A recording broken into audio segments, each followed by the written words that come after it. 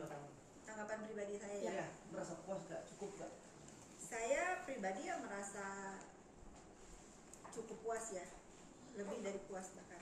Karena buat saya membawa ini ke jalur hukum bukan berapa lama Yoke ditahan, tapi membuktikan bahwa apa yang dia lakukan ini salah, dia bersalah. Tapi atas 5 tahun yang sudah dia hancur leburkan mental dan psikis, seperti apa? Pertanyaannya bagus nih. Kalau Yoke saya lihat kan dia bilang bahwa apa yang dia hadapi ini bukan pelaporan bullying, tetapi pelaporan tentang illegal access. Tetapi jangan lupa, mensrea tujuan si Yoke ini mengupload data pribadi saya dengan tujuan membuli, gitu kan ya?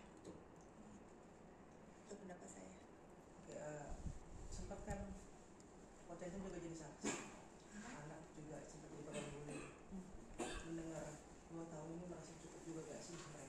Oh, nanti saya bacain WA anak saya.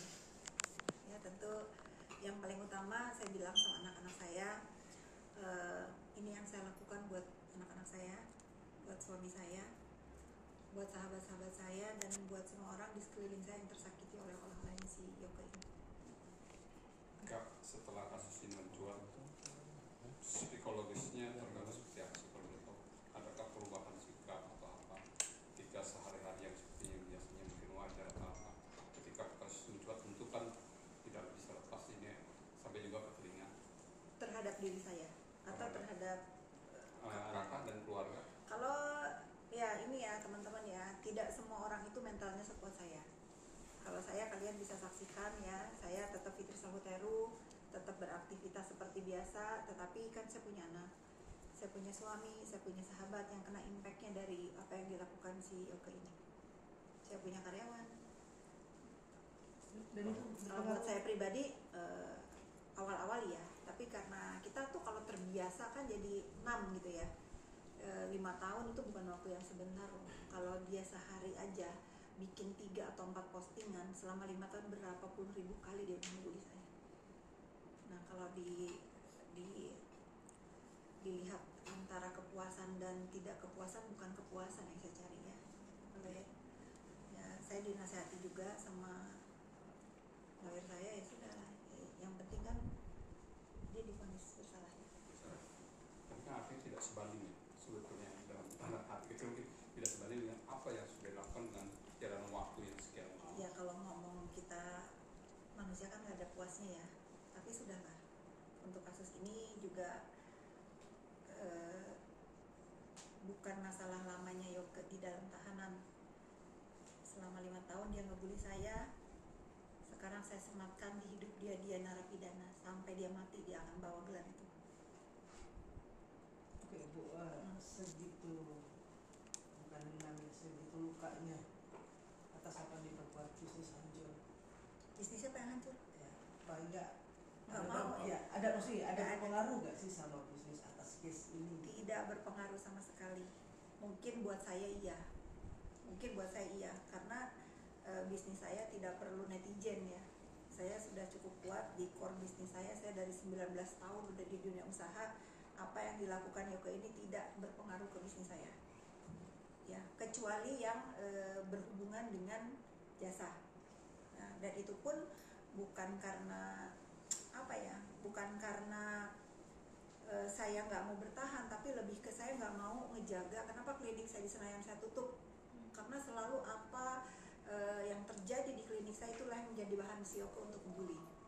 Jadi dalam artian berpengaruh ke bisnis itu bukan karena bisnis saya bangkrut atau apa, karena saya sendiri merasa itu ini kayaknya nggak baik deh. Nah, otomatis karena saya menjaga hal-hal seperti itu, ada pasien misalnya datang ke Senayan, nanti tiba-tiba mereka bikin story atau siapa story, ketangkep sama dia, dicari tahu ini siapa. Nah, perbuatan-perbuatan itu yang merugikan. Akhirnya saya harus menutup bisnis saya bukan karena bangkrut, karena saya lebih menjaga mental orang-orang yang berkunjung ke klinik saya, walaupun nggak ada urusan secara pribadi sama saya, tapi dia cari tahu itu siapa. Itu jahatnya Yoke itu seperti itu. Oke, kita memang tidak ada berusaha sama bisnis bisa dibangun kembali, tapi luka hati ini kan berbekas terus ya pastinya. Kemarin Yoke sempat menyatakan bahwa ikhlas atas putusannya 2 tahun, itu yang pertama. Yang kedua, dia akan menjadi pribadi yang lebih baik, tidak akan lagi itu dari dalam hati dia yang paling dalam dan tulus ya bagus ya. Tapi teman-teman tahu nanti dia ngomong apa nih. Saya itu sebetulnya udah nggak mau membahas masalah ini, tetapi ada beberapa pernyataan si Yoke ini sebelum divonis. Dia contoh nih, kalian kan melihat ya jalannya persidangan bagaimana dia bersimpuh di kaki saya, itu pun dia nggak mau ngomong dia bersimpuh. Kalau sekarang saya bisa artikan bukan bersimpuh ya, bukan bersujud, apalagi ngedeprok gitu. Kan hal-hal seperti itu masih dia perdebatkan untuk egonya dia gitu. Sebetulnya nggak ada salahnya, nggak ada salahnya juga dia mengatakan itu ya, namanya dia lagi berperkara dengan orang yang lagi marah gitu sama dia. Kenapa hal-hal seperti itu harus dia koreksi? Nah, pada saat putusan teman-teman baca sendiri, hal yang meringankan adalah apa tuh katanya? Permintaan maaf diterima dari terdakwa ini dimaafkan oleh Mbak Fitri. Jadi itu juga menjadi pertimbangan daripada majelis mengatakan bahwa hal-hal yang meringankan karena Mbak Fitri sudah memaafkan terdakwa Yoke ini. Jadi memang sebenarnya yang dalam putusan ini kita juga patut apresiasi majelis hakim yang memeriksa dan mengadili. Tadi disampaikan oleh klien kami bahwa itu sudah memenuhi rasa keadilan bagi klien kami. Mungkin rekan-rekan sendiri bisa menilai bahwa kurang lebih 5 tahun yang dilakukan bullying terhadap klien kami itu tadi. Nah, fakta-fakta yang ada memang pada dasarnya setelah putusan yang kemarin itu perbuatan-perbuatan yang dilakukan Yoke ini terhadap klien kami yang selaku korban terbukti berdasarkan fakta persidangan itu tadi. Makanya vonisnya menurut kami apresiasi kepada majelis hakim yang mulia, begitu pula jaksa penuntut umum mampu membuktikan dakwaannya sesuai dengan tindakan-tindakan yang dilakukan Yoke terhadap klien kami, mungkin seperti itu. Nah, jadi memang pada dasarnya kita memang harus bijak dalam bermedia sosial. Ya, memang berekspresi itu bebas, berpendapat itu bebas, tapi ada batasan. Jangan sampai kita tanpa sadar ataupun dengan sadar membuli seseorang, karena memang pada dasarnya itu hal yang memang tidak pantas, tidak layak untuk dilakukan. Apalagi menurut fakta persidangan mengupload si OJK yang memang itu merupakan data pribadi yang diatur Undang-Undang ITE, perlindungan data pribadi, aturan OJK pun mengatur itu. Makanya kita sama-sama bisa mengambil pembelajaran dalam perkara ini. Mudah-mudahan hari ini kita belum tahu ya, upaya hukum itu kan hak dari terdakwa Yoke maupun penasihat hukumnya apakah mengajukan banding atau tidak, kita belum tahu itu, tapi itu merupakan hak. Memang diberi waktu 7 hari untuk pikir-pikir, kita pun juga nggak tahu apakah JPU banding atau gimana, itu hak mereka ibaratnya. Kita di sini mudah-mudahan ini bisa menjadi hikmah untuk semua, bahwa menjadi pembelajaran ke depannya seperti apa. Kami pun selaku tim penasihat hukum dalam artian mengapresiasi juga klien kami sudah berbesar hati pada saat persidangan, hadir di persidangan, memaafkan terdakwa, dan terbukti kan majelis hakim mengambil pertimbangan itu menjadi hal yang meringankan dari terdakwa Yoke itu sendiri. Jadi sama sekali klien kami ini tidak ada dendam, dalam artian lah apa yang kau perbuat itu yang harus kamu pertanggungjawabkan. Nah itulah bagi kami ya oke, putusan sudah ada, case close ya. Itu sebenarnya mungkin itu sementara. Terima kasih.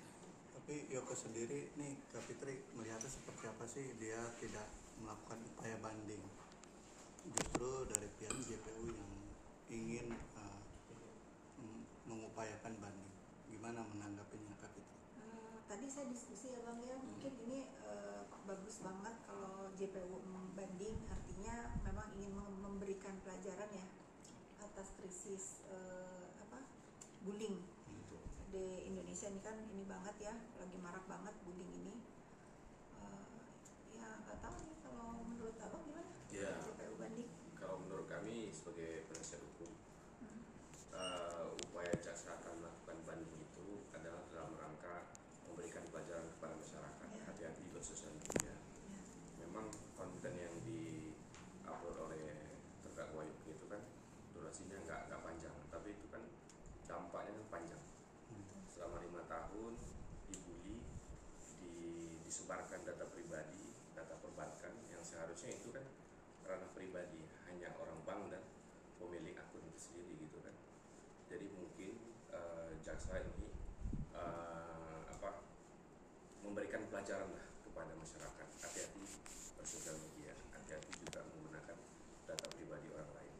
Mungkin menurut kami seperti itu. Untuk Artinya mewujudkan rasa putusan keadilan di masyarakat. putusan kemarin itu belum inkrah ya, karena kan JPU ingin mengupayakan banding itu ya. Ya, memang secara hukum kan diberi waktu 7 hari bagi baik penuntut umum ataupun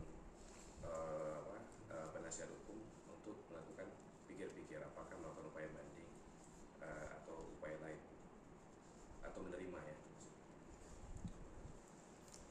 Pak Fitri, reaksi suami gimana dengan hasil putusan? Kan kemarin dari Yoke sendiri kan sudah mendatangi, nyamperin ke